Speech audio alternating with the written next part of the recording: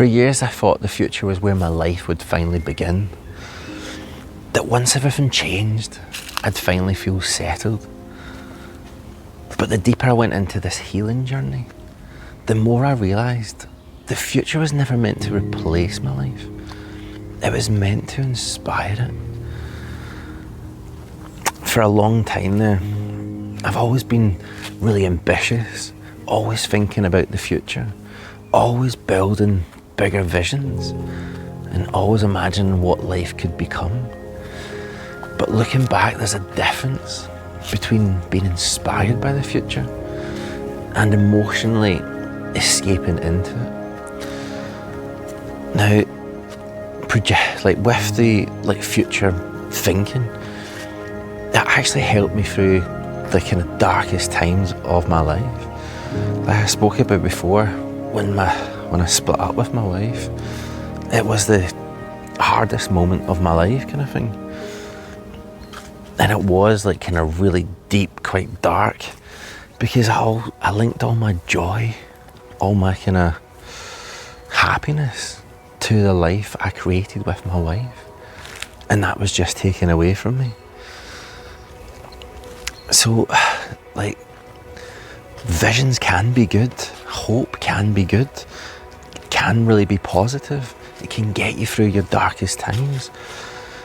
Because for me, when I was like in that kind of deep kind of space, not necessarily seeing a way out, I kind of projected myself forward towards the vision that I'm wanting to build with the Slàinte resorts, and basically my life with my boys, and that kind of still gave me hope. So it definitely can really get you out. But I struggled for quite a long time, always kind of imagine myself in the future rather than actually living my life day to day. Because, like, for me, I actually had a great life with my wife and stepson. But I kind of felt as if I never really spent enough quality time with them. Because when we did spend time, it was great, it was really joyful. And I always kept, after I was like, I want more of that. But the life that I kind of built was like just totally out of sync with their life. I was like night shift, 5 nights a week. Then every second weekend, I would drive up to Glasgow, like a 10-hour round trip to see my boys every second weekend. So I really only had every second weekend with my wife and stepson. Now, for me, because I did want more time, that's when I was just sitting in my truck on my own, with my own thoughts. And all I could imagine was the life that I wanted to build with my wife and stepson, whilst not actually participating in the life I was actually living. Now, like, I think it would be the same for quite a lot of people, that like finances is just it's a struggle. The cost of living shot right up, and not everybody's life is that happy. And that's what I've kind of felt through this healing journey, is that my relationship with time has changed. Because when I was sitting in that truck, having to like get as much money to pay the bills, and then every week it was just, I was still living paycheck to paycheck, so I never saw a way out of it. And obviously I've spoken about before that there's some kind of external factors, like with my family, that would basically change it, would allow me to build the resorts. So, like, for me, when I was talking about external factors, it's not fantasy, it's actually potential. It's still happening, basically. But it's always been next week. And when you've lived your life for so many years of next week, it's coming and stuff, that just makes your life being kind of temporary. So that's why I kind of get taken away into my mind of projecting a future vision, what my life would be, how I could spend more time with my wife and stepson once this finally arrives. But my wife kind of said a point, she says that even if you did get money, it's never going to get you happiness. And at the time I was kind of like arguing against it, and I was like, no, because like I've had this vision for so long that it'll give me time and freedom, and we could do nice things, go on holiday, spend more quality time. So that was always my vision, was always built around. It was always about enjoying life, building a life, designing a life. But I mean, I've spoken about it before. It was the vision of who I was building all this was so different from the person I was showing up day to day. And that's what I've worked on in this healing journey. Like closing that gap, being that person capable of building that vision, of having that joy, and not just like kind of tearing it all down. Because what I've came to realise, or actually one of my uncles actually said to me, a quote from the Bible of plant your fields before you build your house. Now that's kind of meaning that you need to have like good foundations, because if you end up just building your life, family, like career, things that are not actually on stable ground, they can just come crashing down. And that's what's happened to me. I've had 2 marriages, 2 divorces, and it's because I've never had stable like foundations basically. And that's what my healing journey's been all about, is like when I had those 3 days of despair, it was like a kind of curse and a blessing at the same time, because it tore me down to the very core. Like it was like a bit as like a computer resetting, that rebooting, and coming back up. And from that, I had the opportunity of consciously choosing the person I was. Like identified that I thought I was going to have to be someone new, but I wasn't going to be something new. I was always going to be the person who I've always been, but just getting rid of all the kind of bad habits along the way, all the things that were weighing me down. Because I think I actually said before that my nervous system was so short that I felt like my cup was always 99% full. Now, from that hitting rock bottom as such, that reboot, it wiped my cup totally to zero. So then that's the opportunity I'm saying, that I could start afresh.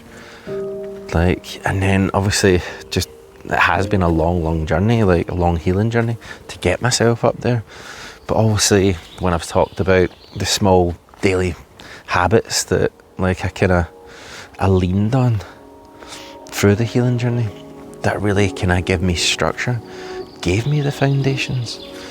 Because as I said, like if you end up, or like what my wife is saying, if you became suddenly wealthy, but you're still the person that you were showing up in the world, with like your cup 99% full, that more wealth, more comes like more responsibility.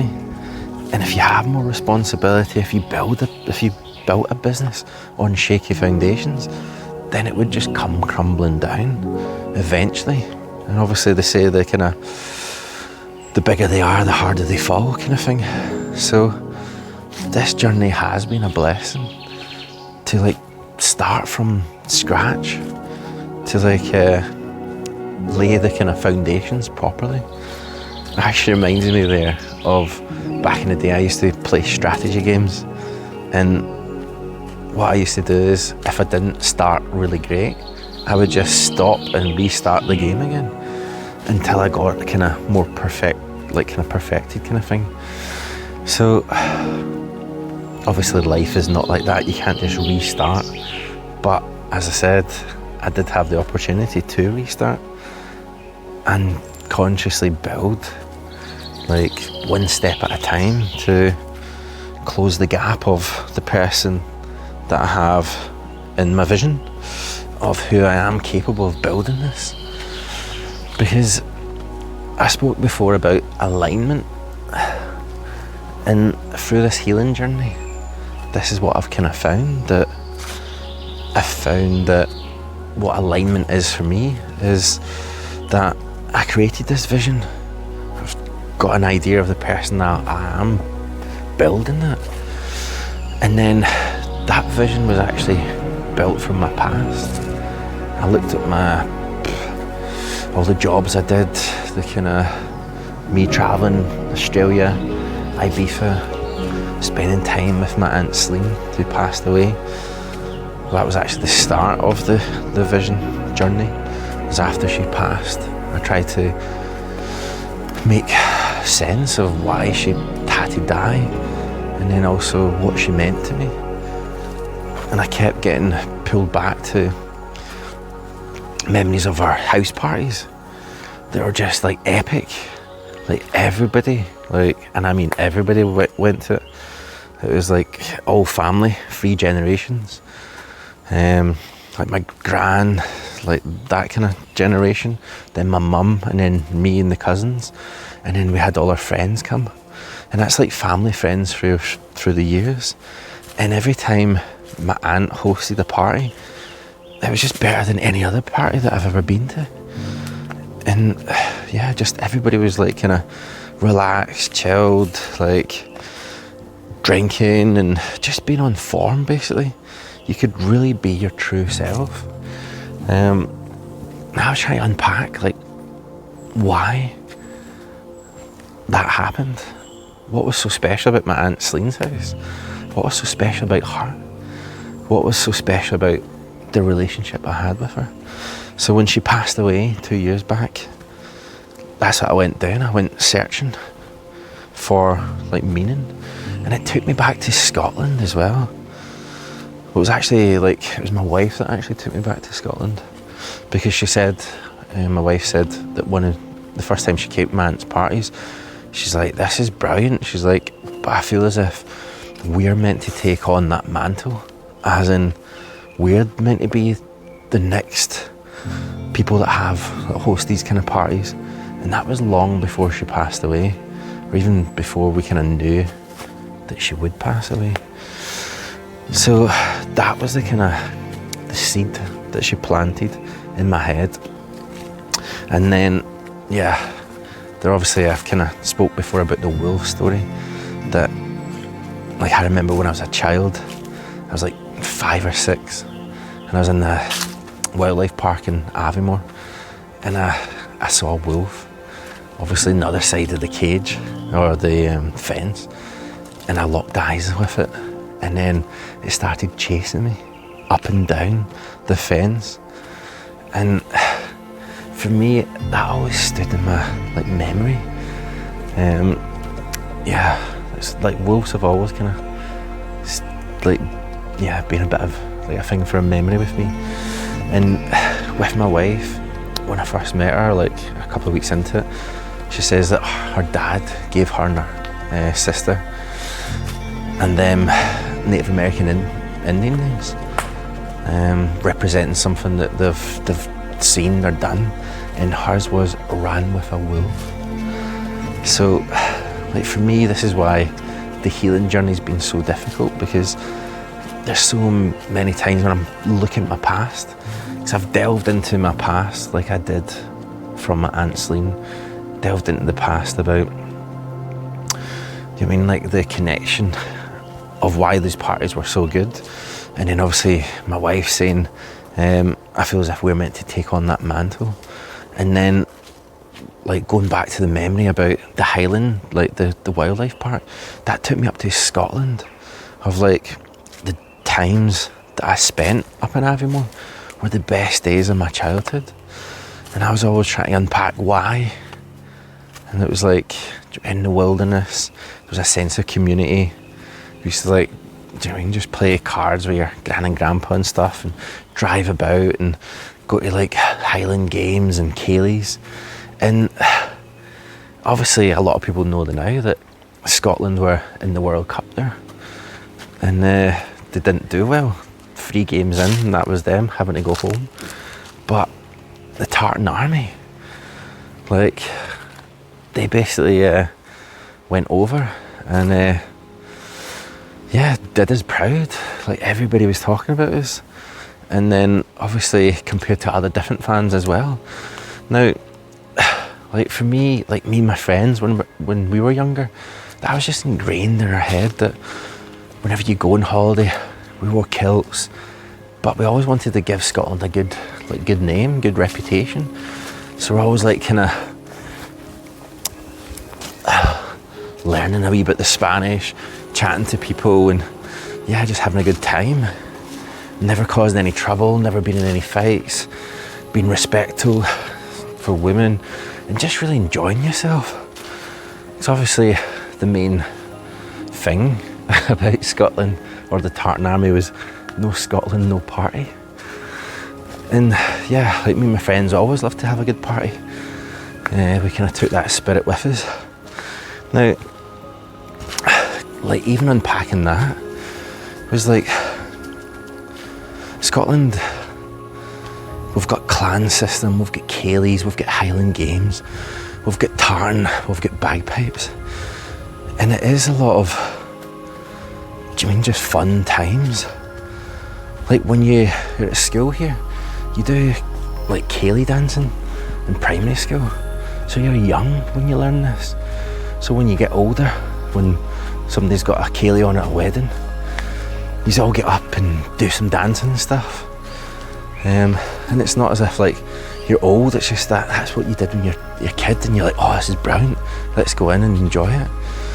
And then obviously the kind of cheekiness of Scottish people as well, putting cones and statues and stuff, because that was the thing with there's a famous statue in Glasgow called the Duke of Wellington, and the council there used to be somebody put a cone in its head years ago, and then the council kept pulling it down. And obviously at night time, when everybody's a wee bit drunk, they're like, what, why is there no cone in Duke of Wellington's head? And then it just became a mission that any time the council brought it down, there was always somebody that went and put it back on, and it was like a defiance. So that was what happened in Boston and Miami. It's like a bit of cheekiness, like this is our culture, this is kind of how we are and stuff like that. So just having a bit of fun, and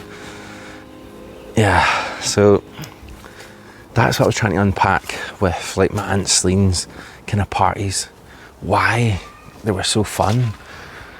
Like why have like for me, when I was living in the Highlands, why was it so like stuck in my head? Like then, like when you go back into the kind of loss of like the Culloden Moor, the Highland clearances, and like 30% of the Highland population get like taken off of their homes, and they all like went to like Canada and New Zealand, Australia, America, and even some of the big cities in Glasgow, Edinburgh and stuff. But after that, then there was a degradation of the land and obviously the people as well. So for me, that was like, I looked into the kind of loss of community and stuff. And obviously, as I said before about the clan system, the tartans, the bagpipes, the Ceilidhs, that sense of community, that sense of belonging. And there's a song, you probably have known it, it's Caledonia, but my favourite one is Paul and Nutini singing it. He's like kind of beautiful soul voice, and like Caledonia is old, like where the Highlands are, Highlands and Islands. And so for me, like I live in Glasgow, I live in a city, but I've never really enjoyed cities. As you could tell, I'm out like walking in the forest now, and as I said, like my favourite memories has been up in the Highlands.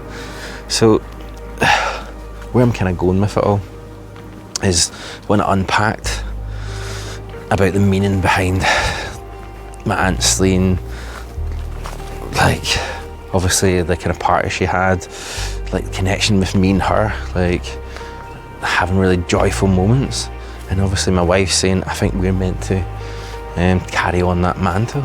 So that's where the vision get born from a sense of community, a sense of belonging, a sense of joy, a bit of cheekiness. And obviously, like when you see things like the Tartan Army, you can kind of sense where I'm kind of going with it. So that was for me the projection of like my vision in the future and stuff like that. So once I was like kind of living a life that I was just living paycheck to paycheck, that I wasn't like any time I was spending with my wife and stepson, it was really great times, joyful moments, but it wasn't enough for me. It's like one day every 2 weeks or whatever at the most, and that's not living. And so I got really frustrated, and obviously driving trucks, it's just me on my own. Like when I worked in hospitality, I was speaking to people, I was in my element, I was in my flow, I was aligned. And this is where I forgot about alignment there. So yeah, like with alignment, it's like for me, I had the vision of the future, unpacked it from my past of how I was in hospitality, like Manson's parties and stuff, and then there was a gap there between the past and the future and the present. Well, a gap between the present and the future. So that's the work I've been doing through this healing journey. That I did the same thing about when I unpacked the past to project into the future, to build a vision. I've done the same about my present moment, about my life, why I wasn't showing up in life, why I was just like wishing my life away basically. Always just waiting, next week, my life will change. That like really fried my nervous system. I really struggled with it. And obviously what I've kind of realised is like the thing that I wanted most in the world was actually right in front of me. It was my wife and my stepson. It was the moments, the small moments that we shared together. That's what I wanted in my life. And because I stopped participating in life, I was just like, yeah, as I said from the very start of the conversation, projecting my life forward into a vision. And that's what's unhealthy about it. If you just get lost in the future and don't participate in life today. So obviously, speaking about yourself, talking about a healing journey, it doesn't really resonate with that many people.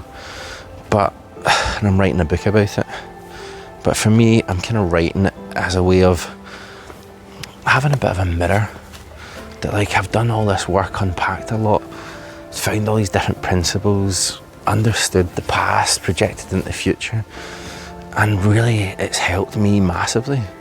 So it is like a mirror, and that's what I was kind of wanting to write about it, and this is why I'm talking about it in the videos here, is because maybe you can recognise yourself in the conversations that I'm actually having.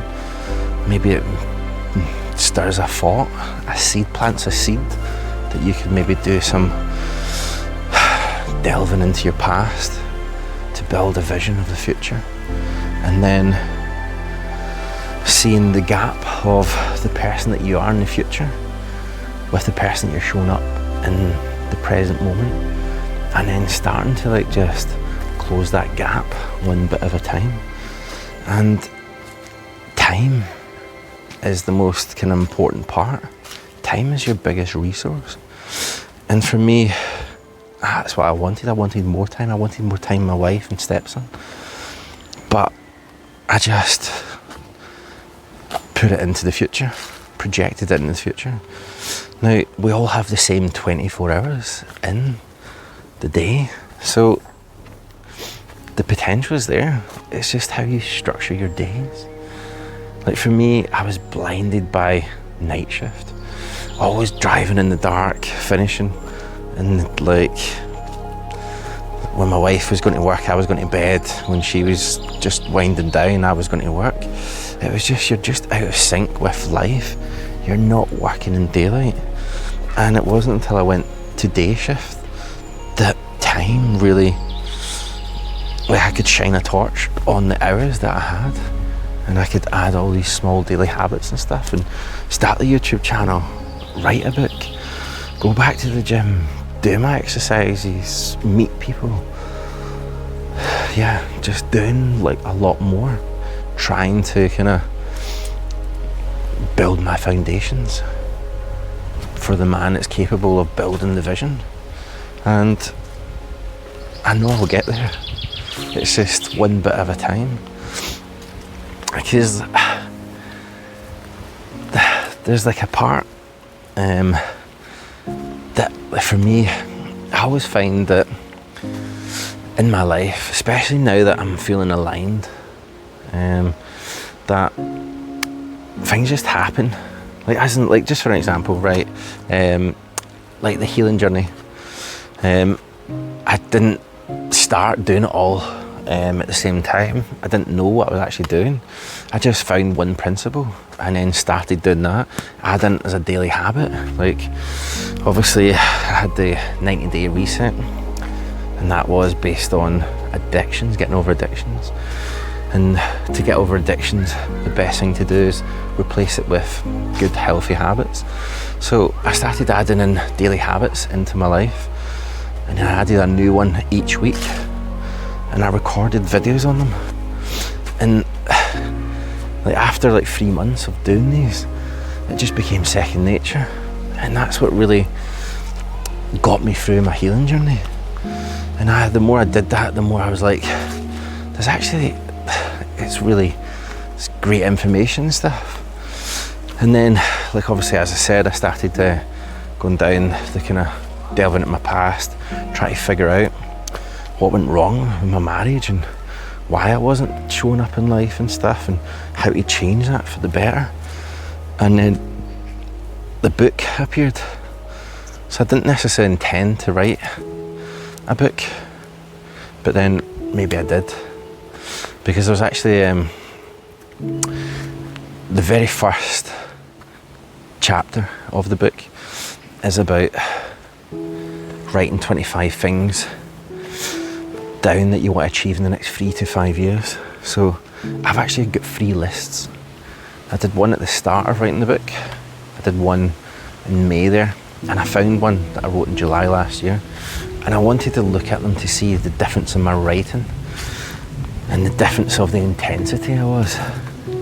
Because if you go back to the very start of all this, like, YouTube journey, I'm very intense. I'm very, like, just all there in the head and not being able to relax, and so I see the difference in myself. I feel the difference in myself. I'm a lot more chilled, more calm.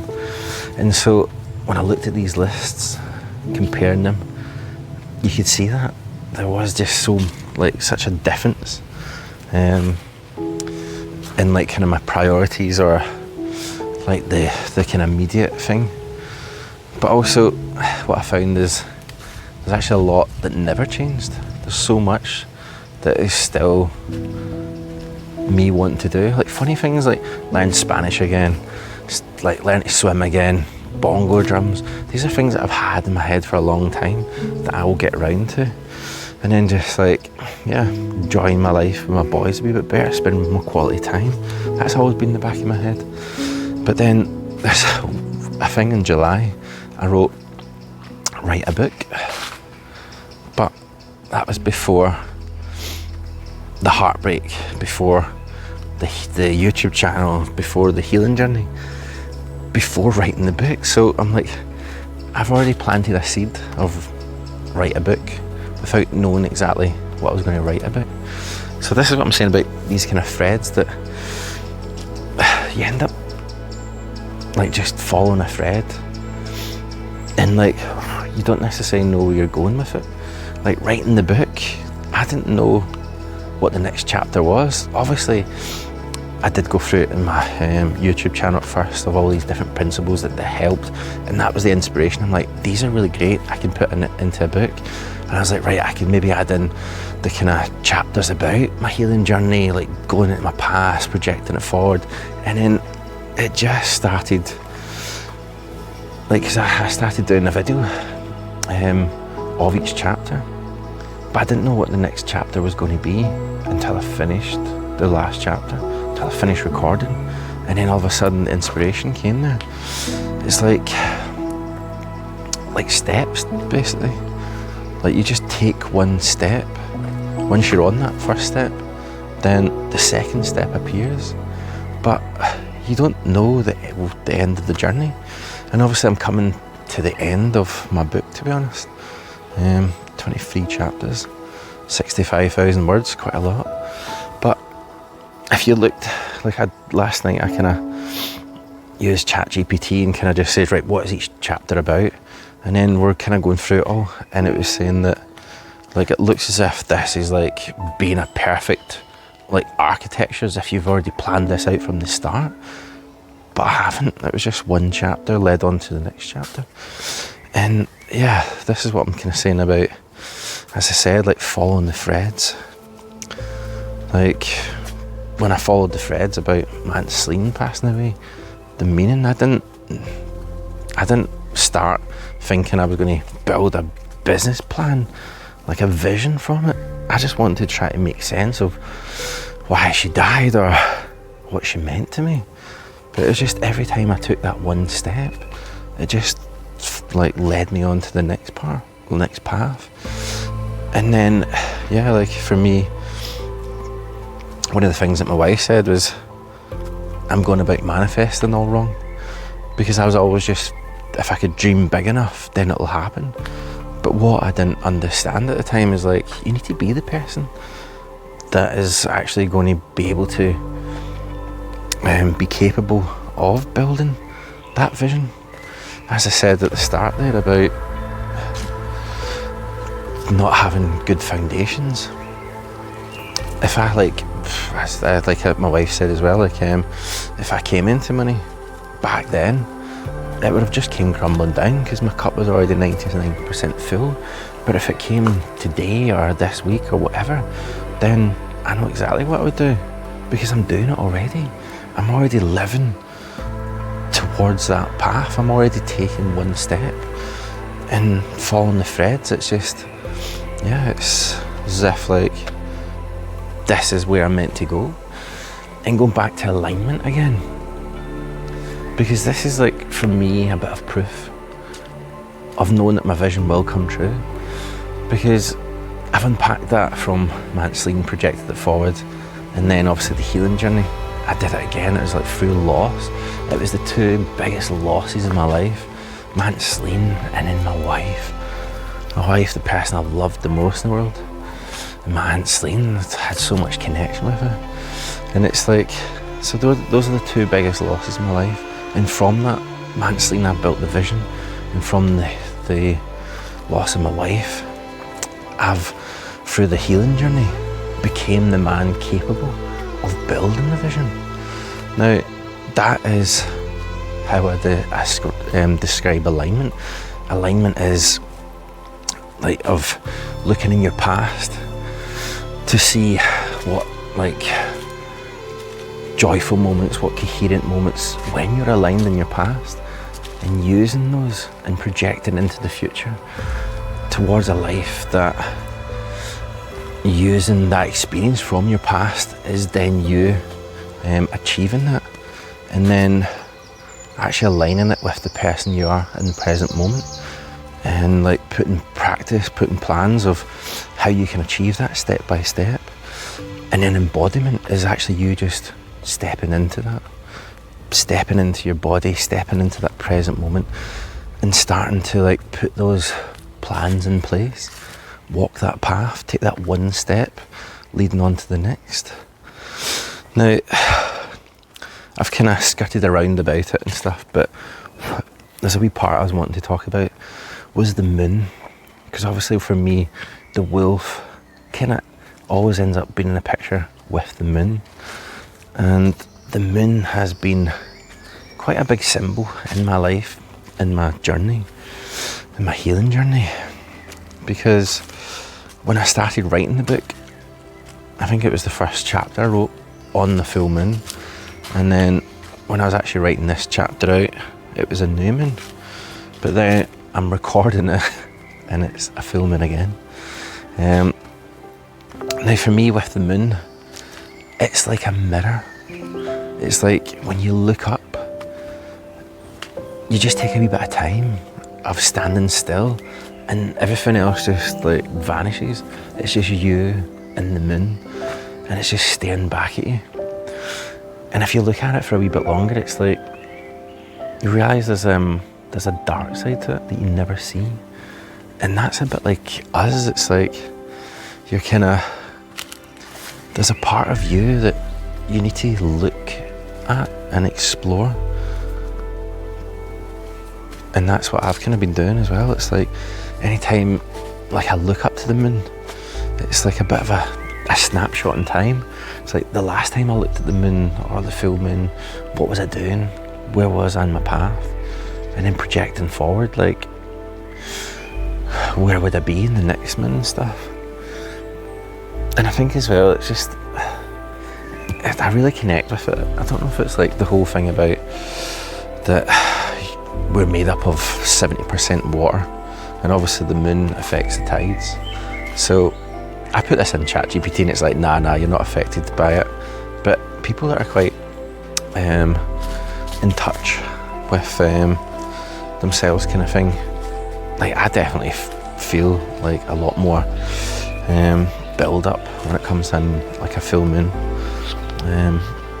And yeah, always ends up happening, these kind of things. So yeah, I was just bringing that in with the mirror thing. Because to be honest, like the whole healing journey, the whole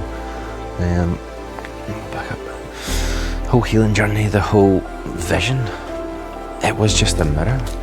Because, and like obviously the whole thing with my wife, it was I didn't realise that I had to be doing the work inside me. I was just always projecting forward into the future, projecting into the future vision. And it was like as if like the moon is just staring back at you going, look into yourself. Like look at the dark side that you've not explored. And I just kept putting off for so long. And this is why maybe the moon is such a big symbol in my life, is because, yeah, it's a kind of reminder to look inwards, to do the necessary work, to find alignment, to get your life on the right path.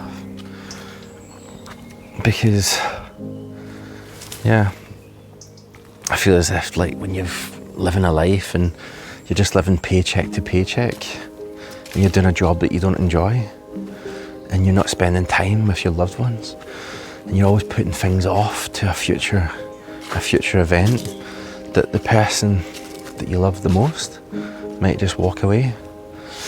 And then, yeah, you might end up going through a similar journey to me.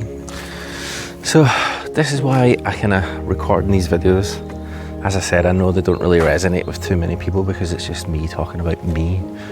But if you take it like the moon, like the mirror, and start looking to yourself, and maybe, yeah, I'm planting a bit of seeds into yourself, and then hopefully when the book comes out, it's all like edited and stuff, you'll see the deeper meanings of it all, the work that I've kind of done with it. Because I'm a very deep person in anyway. As I said, I looked into birth charts, astrology, and where your planets align when you're born. Like, I recommend you try looking up gene keys, Gene keys, and it like you can go into your birth chart and stuff. And for me, it was just like, wow, this is really amazing. But yeah, like for me, I've got my Mars and Jupiter placements is in Scorpio, which is about depth, passion. And yeah, so for me, I always take things too far, going quite deep. And I think, I think astrology as well, it's another way of, trying to explain yourself. Because a lot of people put labels on people and like want to say there's something wrong or you're on spectrum and all that kind of stuff. But for me, I would say have a look at your birth chart first. See if there's anything that kind of aligns with you. And then maybe that'll make you understand a bit about yourself. Instead of thinking there's something wrong with you, actually use them. Like for me, as I said, that Scorpio placements and the kind of passion and the depth, why I take things so far, why I go so deep. And then instead of thinking it as a kind of a negative, use it as a positive.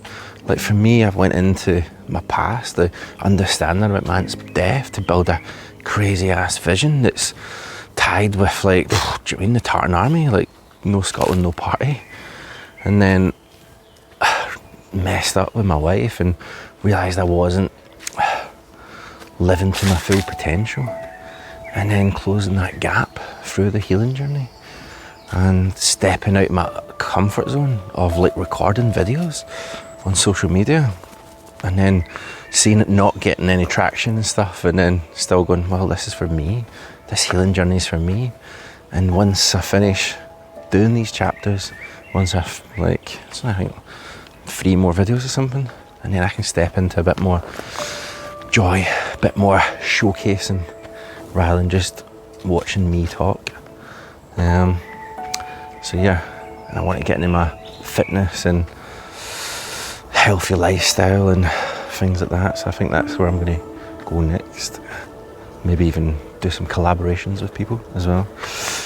But yeah, man, talk too much again. Right, guys, thank you. Love you and leave yous. Slàinte. Ciao.